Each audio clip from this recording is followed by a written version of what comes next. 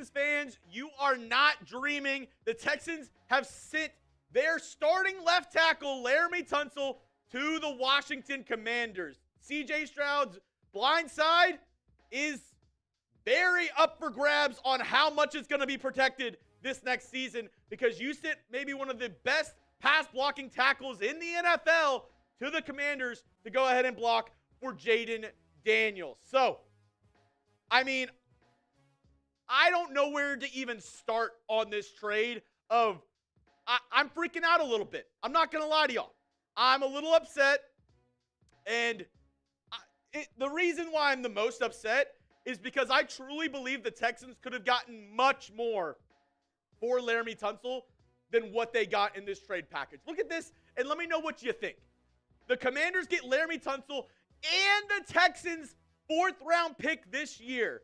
The Texans get a 3rd and a 7th this year, and a 2nd and a 4th next year. Now, do we think that's fair trade compensation for one of the best left tackles in the NFL, the most important position besides the quarterback on the offensive side of the football? Do we think that's fair? I know he had his problems with false starts, with penalties this past season. Well, can I take you in a time machine real quick? Let me take you back to CJ Stroud's rookie year whenever they faced the Cleveland Browns in the playoffs. You know who just got paid $40 million? Myles Garrett. You know who didn't get a sack in that game against CJ Stroud? Myles Garrett. Because Laremy Tunsil locked his ass up that entire game. He was, bar none, full stop, the best Texans offensive lineman that we had on our roster. By far. It wasn't even close. He was by far the best Texans offensive lineman that we had. And that's the biggest issue this team had going into the offseason, was the offensive line. So you just took your biggest weakness and made it worse. I don't see the plan. Maybe I'm blind and maybe I'm upset of just immediate reaction of the Laremy Tunsil trade. But I don't see how the Texans win this. I'm being honest, I just don't see the rationale of how this makes sense for the Texans. Now, maybe I'm being overreaction. Maybe this is just, my emotions speaking. But let me know down in the comment section. Grade the trade. For the Houston Texans, go down there, A, B, C, D, or F. Give me your thoughts down below in the comment section. What would you grade this trade for the Houston Texans? How good do you think Nick Caserio did in getting compensation back for Laremy Tunsil? This is going to be the pinned comment. You get a YouTube ad break, perfect timing. Scroll on down and give me your grade for the Houston Texans in this trade. It's a D. For me, it's a D. You trade a top left tackle and you don't get a 1st-round pick. Make it make sense. I mean, I get you want to move on. You want to create cap space. And maybe I'm tripping. I see people in the comment section saying, Chuggs, you're tripping. Chuggs, he was not as good last year, which, granted, I will give y'all that. He was not as good last year as he was the year before. Maybe one of his more down seasons with the Houston Texans was this past year. He's not old, though. Laremy Tunsil has about, in my opinion, 5 or 6 really, really good years left in him, and you just make a huge question mark for the Houston Texans. It was already a massive question on how you were going to protect CJ Stroud, and you just turned that into a bigger question on how the Texans are going to configure this offensive line. Now, maybe they sign somebody here in the coming days in free agency. Maybe they have a plan in the draft. But if the Texans season started today, this would be your offensive line. Blake Fisher at left tackle, Kenyon Green at left guard, Jarrett Patterson at center, Juice Scruggs at right guard, and Titus Howard at right tackle. Does this offensive line give you any sort of comfort or any sort of, security that they're going to protect CJ Stroud? No. And I get people are saying, he had a problem with, false starts. He had a problem with penalties. I'm fine with that. I'm fine with the penalties because he was able to protect CJ Stroud during the season. He was able to keep him upright better than anybody else along this offensive line. Now, when news happens, we break it down here on Texans Today. We've already put out First day of free agency, the legal tampering period. We've already put out 4 videos today.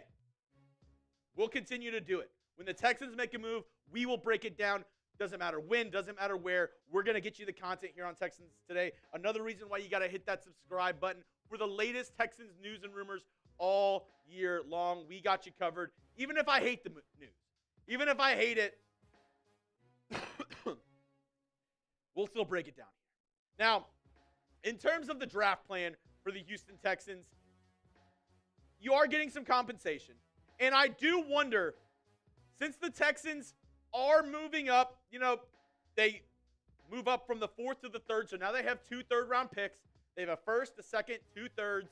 They have now a 5th and a 7th, or 2 7ths now.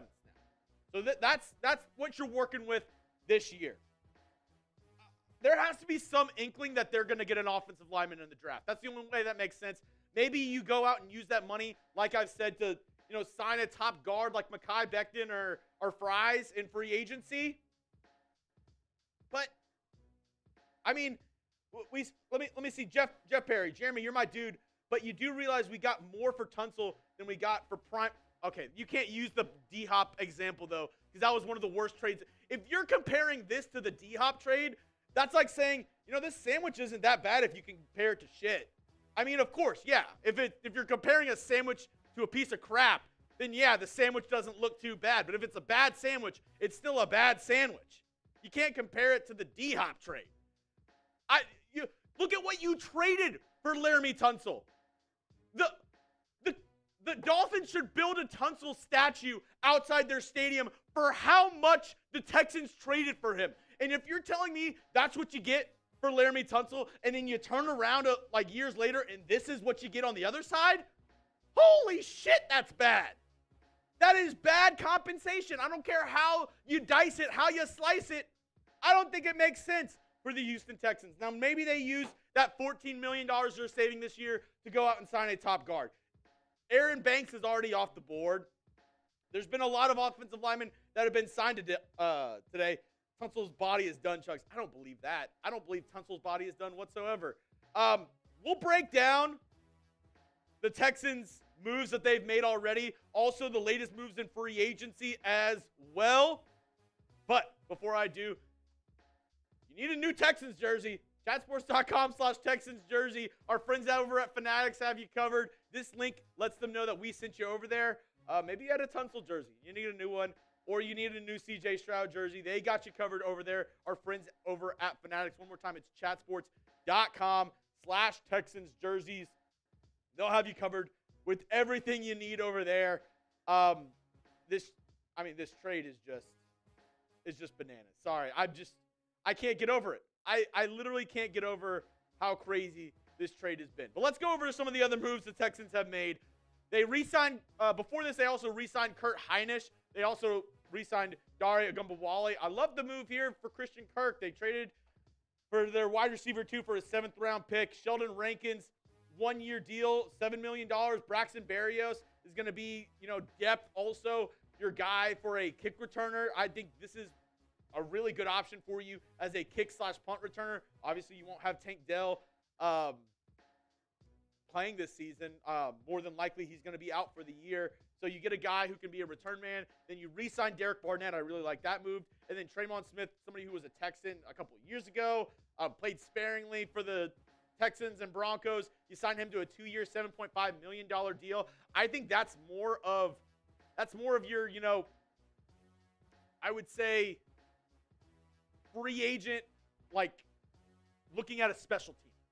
This is somebody who's going to bring a little bit of depth in the secondary and help mainly in special teams for Frank Ross in that unit. Now, let's go to NFL free agency and kind of react with some of the moves that have happened today. These are some of the ones that happened down the pipeline in the last hours. Javon Kinlaw got a massive deal from the Commanders. Spillane, the Commanders are putting in work apparently. Spillane, 3-year, $37 million deal with the Patriots. Jordan Lewis, 3-year deal, $30 million from the Jags. And the Jags also signed another guy in the secondary. We'll break that down in just a moment. Some more moves coming in. Paulson Adebo, Dan Moore Jr. getting bags from the Giants and Titans respectively. Derek Barnett, the re-sign, Carlton Davis to the New England Patriots. You have Tremon Smith to the Texans as well. Morgan Moses. Like I said, a lot of these offensive tackles, offensive linemen already off the board. DJ Reed, 3-year, $48 million for the Lions. They needed somebody in the secondary. Milton Williams cashed in huge with the New England Patriots. 4 years, $104 million. Trevon Merrick, 3-year, $51 million. Isaiah Rodgers, 2-year, $15 million. Some more big moves being made. Poona Ford, 3-year, $30 million to the LA Rams. The Seahawks, they replaced Geno Smith with Sam Darnold, 3-year, $100 million deal going on. Darius Slay. And this is the move that I wanted to talk about. This is the move that we got to break down here at the end of today's show. Eric Murray. I thought the Texans were going to be able to re-sign Eric Murray for around $5 or $6 million. He gets a little bit more than that. 3 years, $22.5 million. That's, my math, $7.5 million a year. 3 years, $12.5 million, fully guaranteed. I mean, good for him. I think he balled out for the Texans last year. A lot of people were down on him, but honestly, I think he was one of the better guys who stepped in. Is he an all-pro? No. Is he somebody who's going to be, a Pro Bowler? Probably not, but he's a good depth piece. He's a good depth guy, and I think that Jags got a pretty decent part of the secondary there. And Eric Murray, 3 years, $22.5 million. I wish him nothing but the best, unless he's playing the Houston Texans, and then I hope he plays horribly. I hope Nico Collins absolutely feasts on Eric Murray. But for real, hopefully everything's good with Murray and his family going down to Jacksonville. Vance Springer in the live chat saying we were never going to pay that much. I agree, and that's why he went elsewhere. That's why the Jags signed him, getting an AFC South rival guy in Eric Murray, going from the Texans to the Jags. Justin Fields, also 2 years. He is going to be the Jets quarterback moving forward. Cameron Bynum, 4-year deal with the Colts, getting a big-time safety signing for the Indianapolis Colts. Some more moves. Dyami Brown. I thought this was going to be a low-key signing for the Texans. Same as Tutu Atwell, 1 year, $10 million. A lot more than a lot of people expected. Spotrac had both those guys around $4 or $5 million a year annual value. 1 year, $10 million for Dyami Brown. Talanoa Hufanga, who was rumored to be interested in the Houston Texans, just signed a 3-year, $45 million deal with the Denver Broncos. Another guy who I hope the Texans could get on the cheaper end, but got a pretty decent contract. Joshua Palmer, 3 years, $36 million with the Buffalo Bills. I think that is a steal for the Buffalo Bills. He's going to do great up there with Josh Allen. Luke Farrell, the tight end from the Jags, is signing with the 49ers. Josh Sweat, massive deal for the Eagles' edge, going to the Arizona Cardinals. Continuing, like I said, a lot of the offensive linemen are already off the board, Nick. You got to start moving. Patrick Makari, 3-year, $37 million deal. Brady Jarrett, interior defensive lineman, signs with the Chicago Bears. A couple more defensive tackles going to the Titans and the Giants. Aaron Banks to the Green Bay Packers. He's off the board for the Texans as well. Chuma Edoga would not have wanted him. He's awful.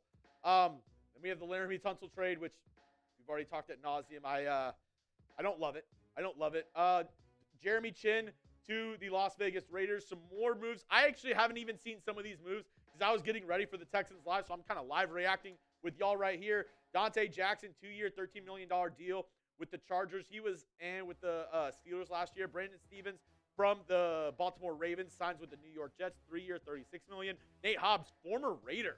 Wow, 4-year, $48 million deal. That's pretty big from the Green Bay Packers. I know they were, on the outs with Jair Alexander, but they lock up Nate Hobbs for that much. Talk about, you're going from one injury-prone player to the other. Nate Hobbs, he's a good player, but has been oft injured for the Texans, or for the Raiders over the past couple of years. And then Malcolm Kuntz signs a 1-year, $12 million deal. And then we've got 2 defensive tackles off the board as well. So that's kind of the free agency roundup that's happened. I want to know from you, though, what do you think this means for the Texans draft plans moving forward?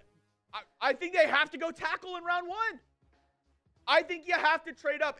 You've got to get, if the Texans aren't going out and getting Kelvin Banks or a Mimbu or somebody, a first-round talent at the offensive tackle position, I don't like this trade whatsoever. Unless they really feel like Blake Fisher is the left tackle of the future, that's the only way that I'm feeling good about this move.